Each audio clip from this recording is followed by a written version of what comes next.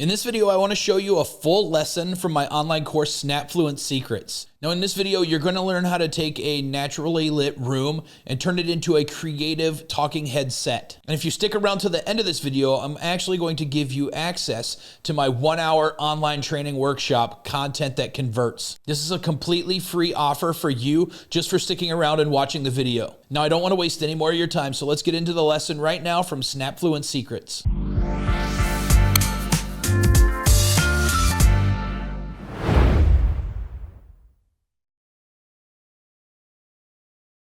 In this video, I'm going to teach you how to take something like this and turn it into something like this. Let's get into it right now. Like I said, in this video, I'm going to show you how to take a plain talking head, okay looking area and make it look more professional, more of a banger, if we shall call it. So I want to walk you through the whole process, and every now and then you're going to see a video pop up that is live, and I will show you that it is live.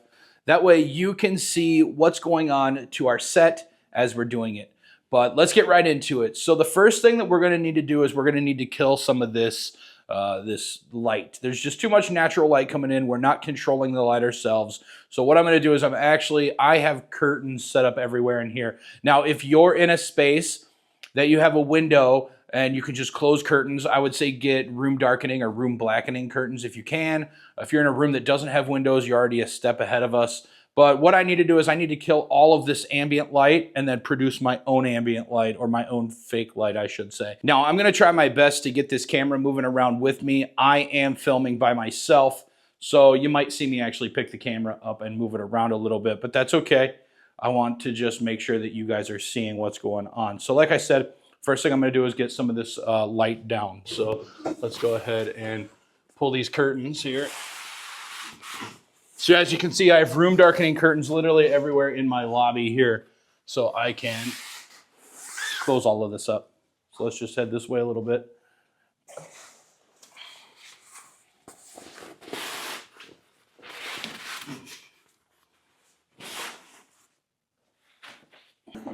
So I'm gonna go over here, get these curtains pulled. And as you can see in the video, that it is starting to already get dark in here. Come over here, get these curtains.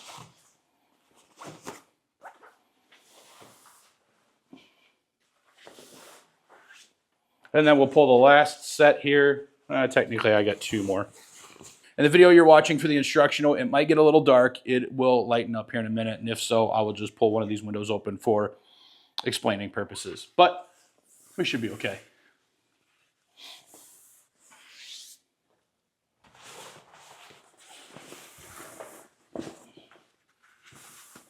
And there we go. Okay, so now we have all of our windows closed.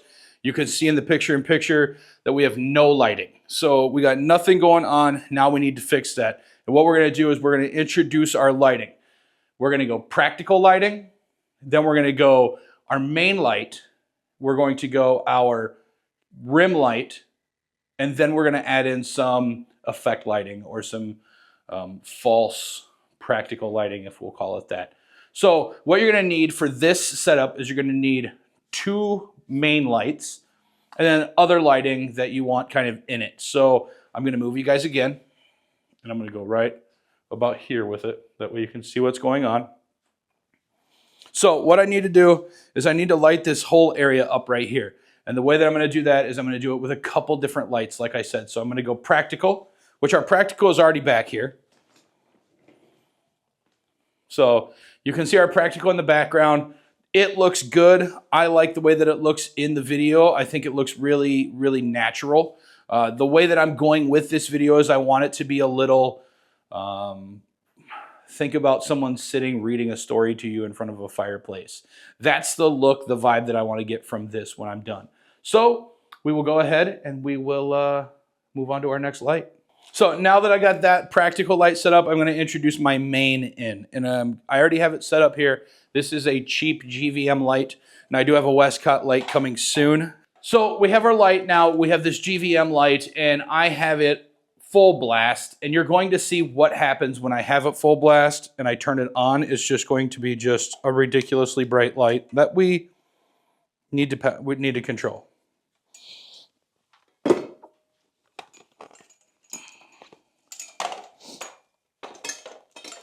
just getting this light hooked up here.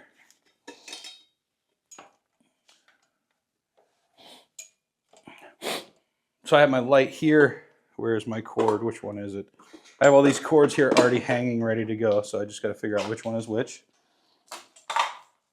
And it was this one. We'll go ahead and plug it in, and we'll come down here to our extension cord.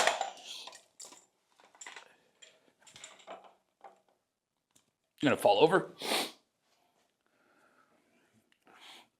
So the light's on, but as you can see, it's just way too much light. It's throwing it everywhere. We don't have any control over it, anything like that. Let me just get focus back here to the center. Let's see if I can get some focus on me. There we go.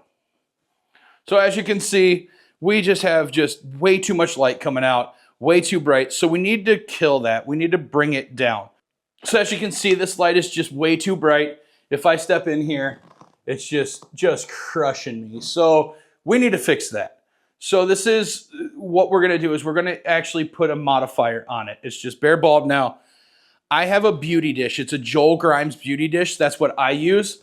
And I'm gonna get it set up and I'm gonna show you the difference this makes. So I'll put the diffusion on it. Okay, so I got the beauty dish. This is a 24-inch beauty dish, a 24-inch softbox. I highly suggest going with something right around that size. If you want to go bigger, you can. Just don't get too big because you'll see why in just a second. So let's go ahead with the beauty dish here. Now you can already see that this is starting to change the look of the way that the desk looks. So let's pull this up, let's bring it over, and let's put it into place right about there. So now we have a little bit more soft, beautiful, attractive lighting, but it's still pretty harsh. It's blowing out the background still. You can't see my practical light really much back there anymore. So what I need to do is I need to still diffuse this a little bit more. So now I got my diffusion here, and what this is this is a 45-degree grid, and we're gonna throw it right here on the softbox. So what this does, if you've never used a grid before, basically what it is it's a bunch of little holes.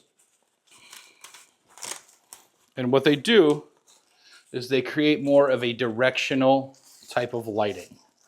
So now, with this setup, now I have the light just going where I want it to. And now you can see the difference that this made.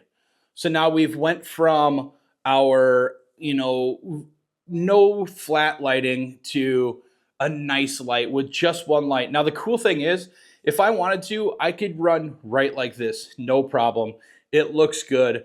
I like the look of it, but I do want to add something. I just feel like there's too much fall off on this side. I could definitely do some type of Rembrandt style lighting with this where I'm talking and it's real dramatic. I could lift my hat up a little bit too. I usually sit with my hat just a little bit higher or backwards, but I could do something like this, no problem. I have a little bit of orange in the background, a little bit of ambient, but I want to take it further. So now what I need to do is I need to do something over here. I need to get some rim lighting in so it fills in this side. And the way that I'm going to do that is I'm going to take another GVM light.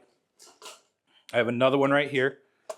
And I have a grid on this, as well as I have some color temperature orange plastic. Now, with that being said, I also took a piece of cardboard and I basically made a little flag.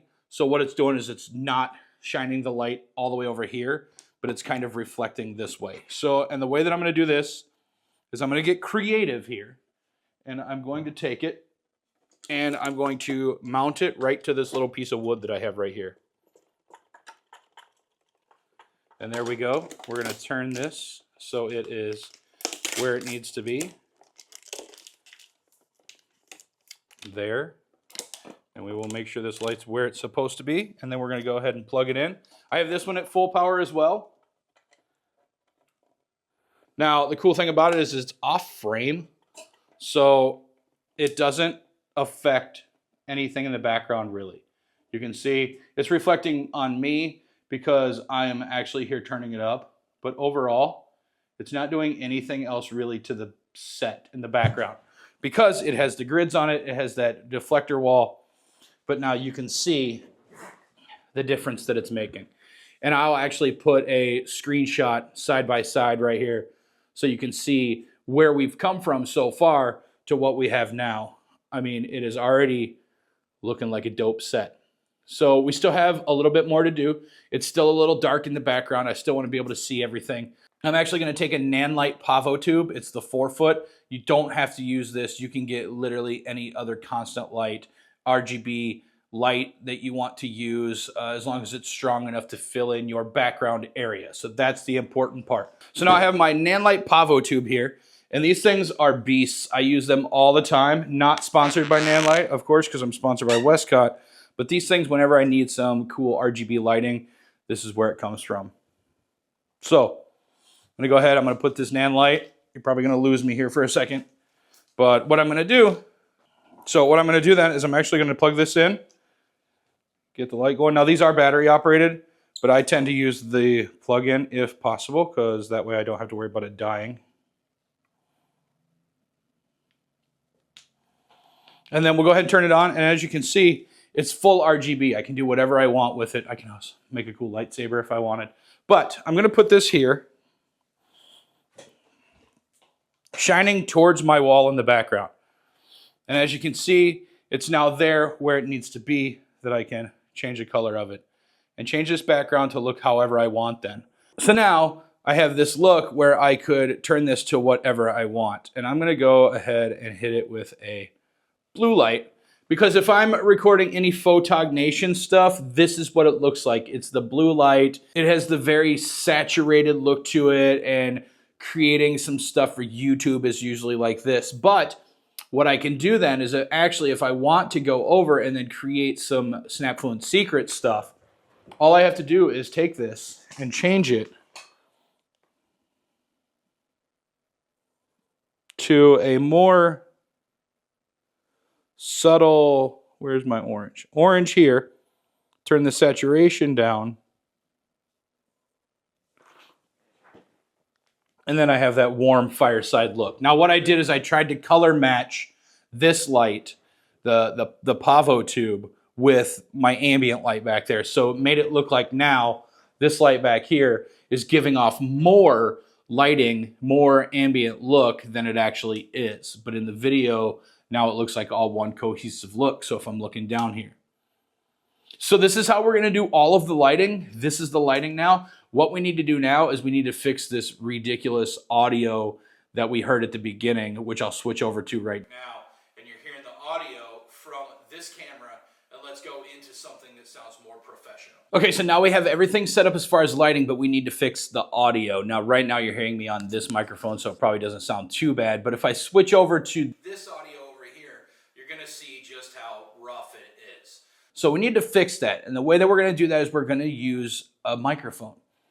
Now, there are different types of microphones from all different price levels. I'm using one of the top quality podcast microphones there is, the Shure SM7B. Now, I also have one that I got from Walmart for like $20. It's called the JLab Talk Go. And I take that everywhere with me when I'm traveling, and the thing is incredible. It picks up great audio because of the processors and the software that you can use to fix audio now. It's incredible. And I'll actually do another video maybe comparing a couple different microphones so you can see the difference between the two. I may put that one out on the YouTube for a free video, but I'll also include it in here as well. So let's go ahead and let's fix this audio. Now the way that I do it, now I have a Rodecaster Pro setup over here. You don't need to go with a Rodecaster Pro. You just need to get some audio in. Now there are microphones like that JLab Go, or the JLab Talk, or whatever it's called. It goes directly in with USB. This one is an XLR mic, so I actually have to feed it into my computer. I have the Podcaster Pro, and I will leave links in the freebies and links section of the course to get you this information. But I have this set up, and it is all ready to go. And what I'll do is then I'm going to bring it in, and I'm going to watch my frame here, and I'm going to go to this frame and see where this microphone is going to live, because I want it to be where it needs to be to pick me up so I don't have to touch it or talk about it or anything like that. But we're all set to go now. What I need to do is I need to get my software open that I use to record, and I'm going to go into Adobe Audition. I can go in here and I can just record. I'm getting professional audio then that is recorded through this SM7B into the Rodecaster Pro, which has processors built into it, and then from there going into my computer. So you're hearing everything the same way that I should be hearing it when we watch back. This is the SM7B. I haven't done any processing to any of this audio, so it is just straight out of what's going on, except for the processing that's built into the Rodecaster. So this is now pretty much the setup that I'm gonna rock and roll with. This is what I need to use. This is how I create the videos, and I think we are good to go. I think now you have an idea of how I set my stuff up. You should be able to do something similar with yours, right? Let's go ahead and let's get into the next lesson. So that's a full lesson from my online course, SnapFluent Secrets. And not only do I hope that it helped you spark some ideas in your mind, but I also want to give you that free offer that I was talking about at the beginning of the video. I have an online training. It's 1 hour and it's completely free. It's called Content That Converts. So just go ahead, click the link in the description down below, start watching your free online training. But if you're looking for more free content, I put it up all the time. Maybe you should check this one out right here because I really think this one will help you out.